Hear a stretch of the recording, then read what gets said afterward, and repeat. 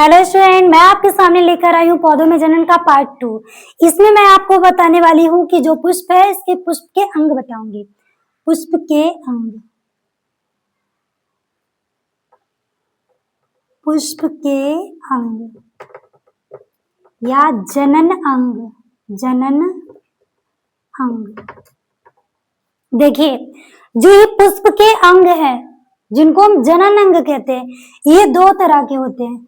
कौन कौन से? पहला होता है हमारा सहायक अंग। सहायक अंग, देखिए सहायक अंग नाम से ही पता चल रहा है कि सहायता करता होगा। देखिए जनन में सहायता सहायता प्रदान करने वाले अंग, प्रदान करने वाले अंग, करने वाले अंग सहायक अंग कहलाते हैं। सहायक अंग कहलाते हैं, कहलाते हैं। इनके बिना भी, इसके बिना भी जनन संभव है, संभव है। देखिए यहाँ पे समझिए, यहाँ पे आपको क्लियर हो जाएगा। सहायक अंग जो आपके पुष्प के अंग है, पुष्प क्या है? एक जनन अंग है। तो मैं यहाँ पे पुष्प के अंग या जनन अंग बोल सकती हूँ ना।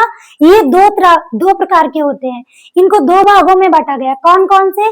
सहायक अंग, सहायक अंग और आवश्यक अंग। आवश्यक, आवश्यक अंग। अब प्यारे बच्चों, आप यहाँ समझिए, जो ये हमारा सहायक अंग है, सहायक अंग जनन में सहायता प्रदान करने वाले अंगों को सहायक अंग कहते हैं। अब आप समझिए, जो अंग जनन में सिर्फ और सिर्फ सहायता प्रदान कर रहे हैं तो वो हमारे क्या हो जाएंगे? सहायक अंग। सहायक अंग के बिना भी जनन संभव है। देखिए, जो व्यक्ति आपको सहायता प्रदान कर रहा है किसी काम में, अगर वो नहीं भी सहायता देगा तो भी आप संभवतः कार्य को कर लेंगे। वैसे ही अगर ये अंग सहायता नहीं भी देंगे, जनन तब भी हो जाएगा। और यहाँ पे क्या है? आवश्यक अंग। आवश्यक अंग, यह अंग जनन के लिए आवश्यक होते हैं, आवश्यक होते हैं। इनके बिना जनन नहीं हो सकता, जनन नहीं हो सकता, नहीं हो सकता। समझ में आया आपको? देखिए, मैंने आपको यहाँ पे क्या समझाया कि जो जनन के हैं वो दो अंग हैं। दो अंग नहीं है, दो पार्ट में अंगों को बांटा गया है। कौन कौन सा पार्ट है? सहायक अंग और आवश्यक अंग। सहायता प्रदान करने वाले अंग होते हैं सहायक अंग, इनके बिना भी जनन संभव है। और आवश्यक अंग, आवश्यक अंग वह अंग है जिनके बिना जनन नहीं हो सकता, ये जनन के लिए आवश्यक है। अब हम एक एक करके सारे अंगों के बारे में जानेंगे। मैंने आपको कल पुष्प की संरचना बना के दिखा दी थी, लेकिन आज मैं उसको नहीं बनाऊंगी क्योंकि आप देख रहे हैं ना, मेरे पास बोर्ड छोटा है और मैं ज्यादा चीजें एक साथ नहीं डिवाइन कर सकती हूँ। मैं एक एक चीज करके समझा सकती हूँ। बोर्ड मेरा छोटा है तो मैं बहुत सारी चीजें एक बार नहीं बता सकती, सॉरी गाइस। देखिए यहाँ पे मैं आपको पहले बता रही हूँ, यहाँ पे दलपुंज। प्यारे बच्चों, मैं आपको दलपुंज बता रही हूँ, ठीक है? ये पुष्प की,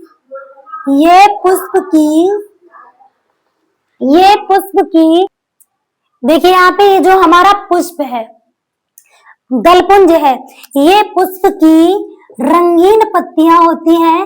रंगीन पत्तियां होती हैं, रंगीन पत्तियां होती हैं। ये कीटों को अपनी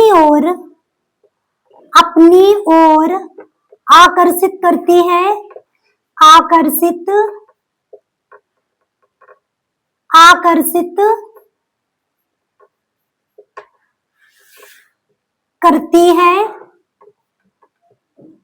करती है, जिससे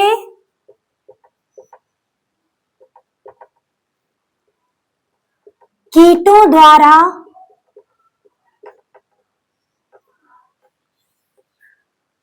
जिससे कीटों द्वारा जनन की प्रक्रिया संभव होती है, संभव होती है, होती है। अब यहाँ पे डाउट किसको है?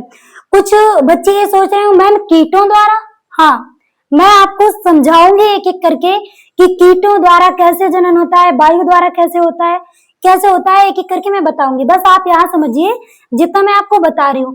दलपुंज, ये पुष्प की रंगीन पत्तियां होती है। क्या होती है?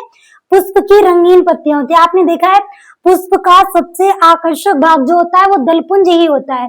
यही होता है जो आपको पुष्प देखने में अच्छा लगता है। ये क्या करती है? ये कीटों को अपनी ओर आकर्षित करती है। क्या करती है? कीटों को अपनी ओर आकर्षित करती है, जिससे कीटों द्वारा जनन की प्रक्रिया संभव होती है।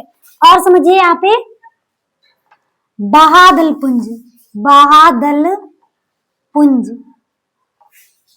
मैं आपको यहां समझाऊंगी कि बाहादल पुंज क्या होता है। देखिए, जैसे कि ये आपका फ्लावर है, ये कली है, मान लीजिए ये कली है।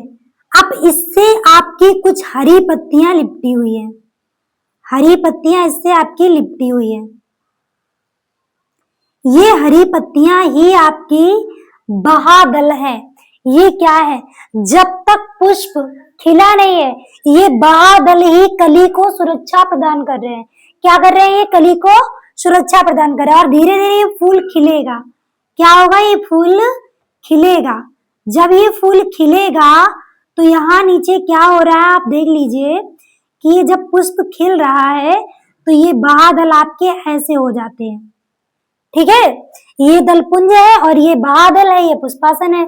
और यहाँ पे ये पुष्पासन है और ये दलपुंज ने कली को बंद करके रखा है। कली को बंद करके रखा होता है, सपोर्ट दिया होता है कि कली को नुकसान ना हो जाए जब तक ये खिल नहीं जाती। जब ये यहाँ पे खिल जाएगी तो ये हरे हरे बादल जो है नीचे आ जाएंगे और पुष्पासन ये है हमारा और ये नीचे की लकड़ी है। ठीक है, आपको समझ में आया? और ये हमारे दलपुंज है। तो मैं आपको यहाँ पे समझा दूं कि बाहादल कली अवस्था में पुष्प को सुरक्षा देते हैं। बाहादल, बाहादल, बाहादल, बाहादल हरी पत्तियां होती हैं, पत्तियां होती हैं, होती हैं जो कली अवस्था में, कली अवस्था में, कली अवस्था में पुष्प को सुरक्षा देती हैं, सुरक्षा प्रदान करती हैं, प्रदान करती हैं, करती हैं। देखो, बादल जो है ये हरी पत्तियां हैं। आपको मैं पुष्प तो है नहीं मेरे पास बना, मैं आपको दिखाती जरूर, लेकिन हाँ मैं कोशिश पूरी कर रही हूँ कि आपको समझ में आए। देखिए, जो आपकी कली है, आप ऐसे मान लीजिए ये आपकी कली है। ठीक है, ये आपकी कली है और इस कली पे ऐसे बाहादल लिपटा हुआ है। ये क्या है? ये बाहादल लिपटा हुआ है। तो इससे आपको ये कली पूरी नहीं दिखती है। कहाँ दिखती है पूरी? धीरे धीरे धीरे धीरे वो खुलना शुरू करती है और फिर जब खिल जाती है तो ऊपर रंगीन पत्तियां और नीचे हरी पत्तियां होती हैं। जो नीचे हरी है ना वही है हमारी बाहादल और जो ऊपर रंगीन है वो है हमारी दल, दलपुंज। यहाँ बाहादल पुंज, पुंज मतलब समूह, समझ सकते हो आप। मैंने पूरी कोशिश की है कि आपको समझ में आए और अगर आपको समझ में नहीं आ रहा है तो क्या ही कर सकती हूँ मैं। ये हरी पत्तियां होती है, पुष्प को कली अवस्था में सुरक्षा प्रदान करती है। इतना आपको समझ में आया? अब आगे बढ़िएगा।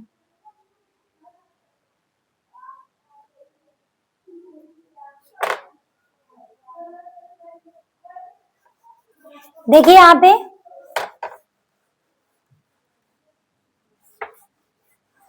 दलपुंज और बाहादलपुंज आपने समझ लिया है।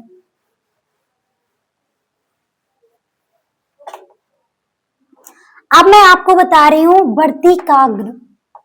वर्तिकाग्र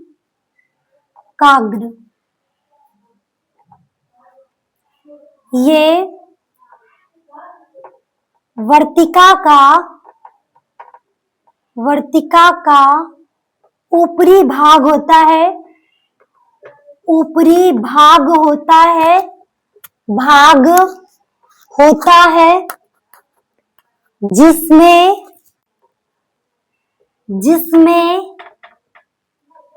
चिपचिपा पदार्थ होता है, जिसमें चिपचिपा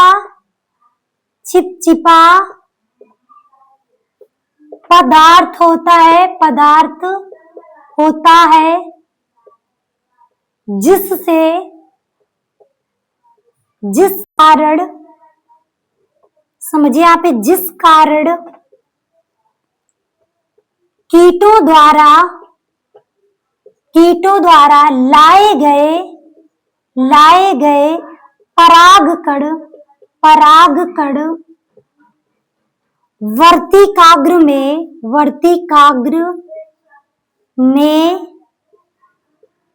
चिपक जाते हैं। बहुत इंपॉर्टेंट और बहुत ही अच्छी चीज है ये, आप समझिए। मैंने आपको ऐसे करके बताया था ना, ऐसे अंदर जायांग वाला भाग बनाया था, समझिए यहाँ पे।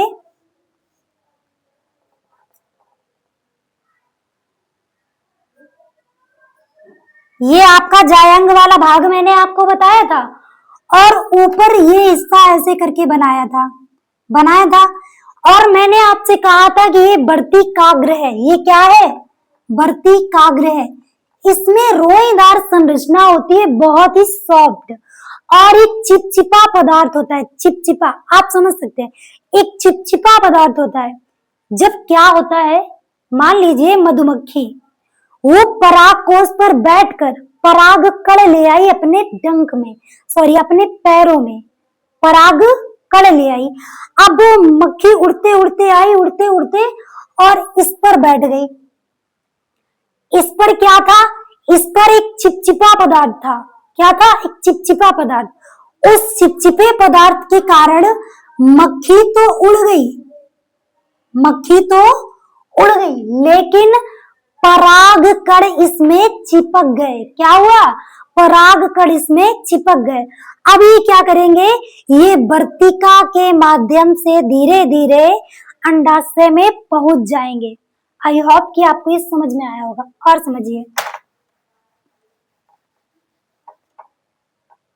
ये तो मैंने वर्तिका के बारे में बताया। अब वर्तिकाग्र क्या होता है? वर्तिकाग्र बता दिया। वर्तिका ये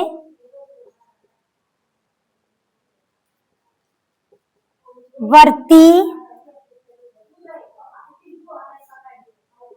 से जुड़ा हुआ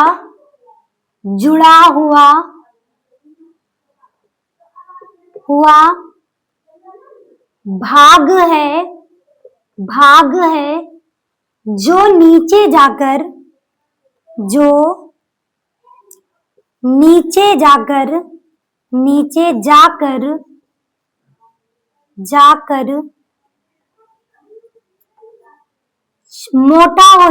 मोटा हो जाता है, जिसे जायांग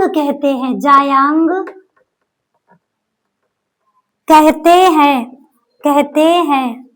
वर्तिका के रास्ते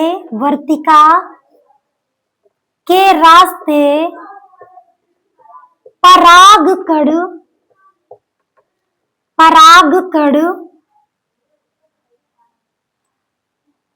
पुष्प के अंदर अंडाशय तक पहुंचता है। अंडाशय तक पहुंचता है। प्यारे बच्चों, मैं यहाँ पे अपनी पूरी कोशिश कर रही हूँ कि आपको पुष्प के बारे में अच्छे से समझ में आए, उसमें जनन की सारी प्रक्रिया समझ में आए। मैं कोशिश करूंगी कि आपको रियल का पुष्प दिखाने का पूरा प्रयास करूंगी। देखिए यहाँ पे वर्तिकाग्र, मैंने आपको अभी बना के बताया था कि ऊपर टॉप का हिस्सा वर्तिकाग्र था, उस पे एक चिपचिपा पदार्थ था, वो एक वर्तिका का ऊपरी भाग था, उस पे क्या हो रहा था कि परागकण चिपक जा रहे थे, और फिर इसके द्वारा वर्तिका के द्वारा नीचे जाएंगे जायांग में, अंडाशय में। आपको ये बात समझ में आई? चलिए आगे बढ़ते हैं।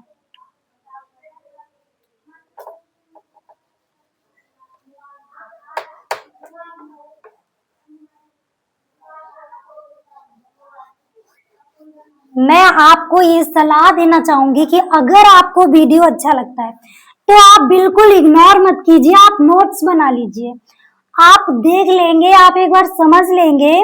मैं ये नहीं कह रही हूँ कि नहीं नहीं हमसे ही पढ़ के पास हो जाइएगा। अगर आपको लगे कि हाँ आपके एग्जाम से रिलेटेड या फिर आपके लिए कोई भी इम्पोर्टेंट चीज मैं आपको यहाँ पे बता रही हूँ तो आप उसको बिल्कुल इग्नोर मत कीजिए, प्लीज देखिए जरूर और समझिए। अब मैं आपको यहाँ पे बताऊंगी कि आखिर में वो कौन सा भाग था, परागकोश। परागकोश,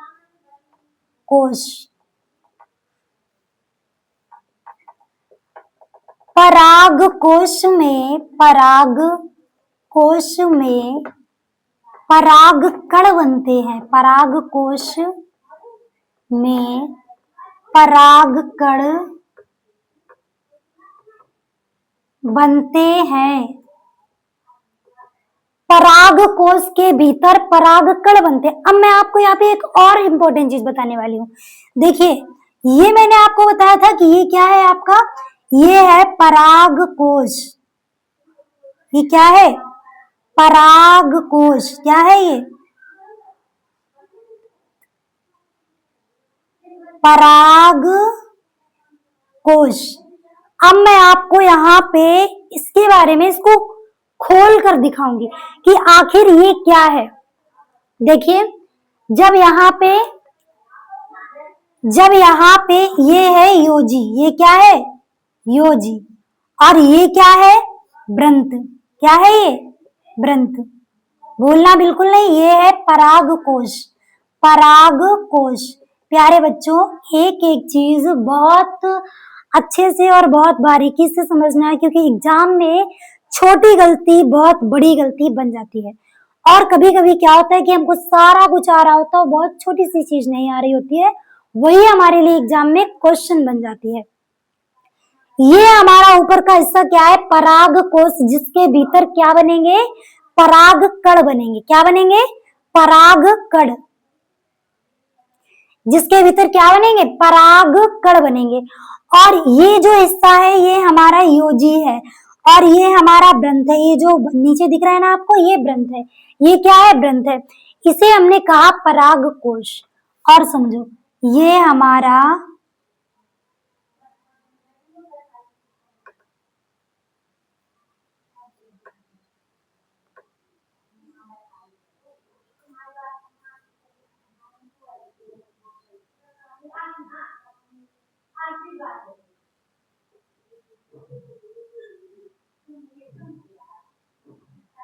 ये मैं क्या बना रही हूँ, परागकोश ही बना रही हूँ, आप समझ लीजिए क्या बन रहा है, आपके समझ में आ रहा है। ये मैंने बना दिया एक समूह। क्या बना दिया, एक परागकोश का समूह बनाया। तो ये जब सारे समूह में होंगे तो इनको हम पुमंग कहेंगे। क्या कहेंगे, पुमंग। और जब यही बंदा अकेला होगा तो ये कहलाएगा पुंकेसर। क्या कहलाएगा, पुंकेसर। अब आप ना कह देना कि मैम पुष्प में आपने पुमंग और पुंकेसर नहीं बताया, तो मैंने आपको पुष्प में नहीं बताया क्योंकि मैं वहां पे समझा नहीं सकती थी। आप कहते कि मैम ये परागकोश था, अब ये पुमंग कैसे हो गया, ये पुंकेसर कैसे हो गया, तो इसलिए मैं आपको यहाँ डिफाइन कर रही हूँ। ठीक है, ये हमारा जो ऊपर का हिस्सा है परागकोश है, ये हमारी योजी है, ये हमारा ब्रंथ है। और जब ये भाग अकेला होगा, कैसा होगा, अकेला, तो ये कहलाएगा पुंकेसर। और जब यही तीन नहीं बेटा, जब ये समूह में होंगे, कैसे होंगे ये, जब ये समूह में होंगे तो ये कहलाएंगे पुमंग। क्या कहलाएंगे, पुमंग। तो मुझे ये उम्मीद है कि आपको ये समझ में आया होगा। मैं यहाँ लिख देती हूँ पुमंग, पुमंग पुंकेसर की इकाई है, इकाई है। ये आपको याद रखना है नोट में। जो ये पुमंग है ये क्या है? पुंकेसर की इकाई है। पराग कोश योजी वृंत, अकेला तो पुंकेसर, समूह में तो पुमंग। पराग कोश में क्या बनते हैं? परागकण बनते हैं। इसके आगे की प्रक्रिया मैं आपको अगले वीडियो में समझाऊंगी, इसको खोल कर दिखाऊंगी इसके अंदर क्या है। ओके, तब तक के लिए धन्यवाद। मस्त रहिए, अपना ख्याल रखिएगा। और अगर कोई डाउट है तो कमेंट कीजिए, कोई गलती हुई हो तो माफ कीजिए।